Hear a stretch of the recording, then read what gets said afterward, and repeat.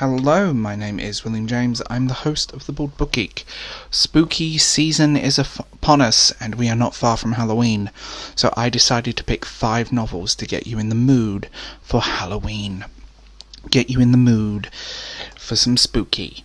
I've decided to go across genres of different types of horror and different styles because I think a nice wide-reaching list. So here are 5 fantastic, spooky, dark novels to get you in the mood for Halloween. The first book on this list is The Overbridge by Deep Aria. Now, he is a fantastic horror novella writer, and he just paints this beautiful picture. He's very atmospheric. It's a beautifully short little novella. It's 105 pages, and they're worth every single one of them. He has written some great books, and I'm not going to go into too many details other than Thomas finds himself abandoned on the Overbridge with no recollection of what caused his blackout. And it all sets up from there. This is a fantastic novel, and Deep Aria, Don't Trust the Bees, another one that he wrote, and then you have The Broken Rock. Just fantastic reads, and they're readily available, easy to get, well written, and great stories, and spooky. But The Overbridge will always stick out for me with that one. It's such a fantastic novel. Well, novella, and one definitely you need to read. It by Stephen King. This one is a very predictable one to put on this list, but the first half of the novel is one of the most terrifying and tense novels I've ever read in my life.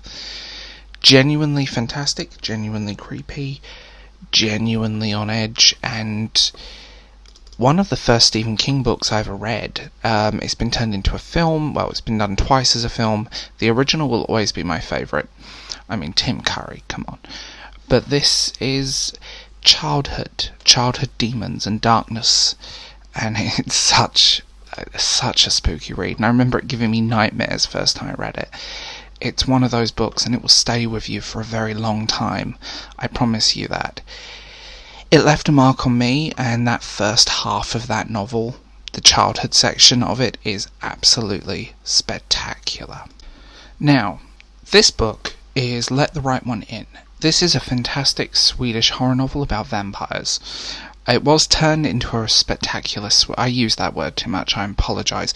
It was turned into a great film, a terrifying movie actually, very on edge, very tense. This is a different kind of horror, and it focuses on a young child who is a vampire, who is a eunuch. Complicated story there, but read the novel, and his friendship with another his friendship with another child. It's creepy, it's deceptive, and it's dark, and it leaves you in this cold frozen waste of winter in Sweden, and sort of the echoes of childhood throughout. Let the Right One In is just creepy, and it will leave that wanting more, but wanting to do what Joey did and hide it in the freezer. Stephen King's Pet Sematary is another early King novel that I read, and this one terrified me in a whole different way. And it's exactly what it says on the tin. It gave me nightmares, and it just, oh god. And I'm one of these people who's very squeamish about novels, and if you don't know what this novel is about by now, I'm not going to tell you, so you read it. It's genuinely spooky, genuinely dark, jump scares and all, and it's brilliantly done. I mean, Stephen King's a great writer, and he actually writes a good ending with this novel as well. So, but yeah, Pet Sematary will keep you on the edge of your seat and make you want to lock all the doors and make sure there are no strange cats outside your house.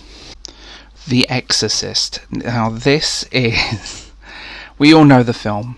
We all have seen The Exorcist. The novel is up there as well. It's scary, it's dark, it will this is horror in a different level. This is more psychological, and this breaks the reader down slightly, like the film does. It leaves you on edge, and then obviously there's some body horror later. But this is a slow, tense build to a massive crescendo at the end, and I just love it. I really do. And it's a book that I've revisited many times in my life, and I'm lucky to have the edition on the screen now, the 40th anniversary edition, which includes some extras in the back. But this is a great novel, one to read, one to keep you on the edge of your seat, and one to leave you kind of reeling, but also wanting more. That's how I would describe this novel.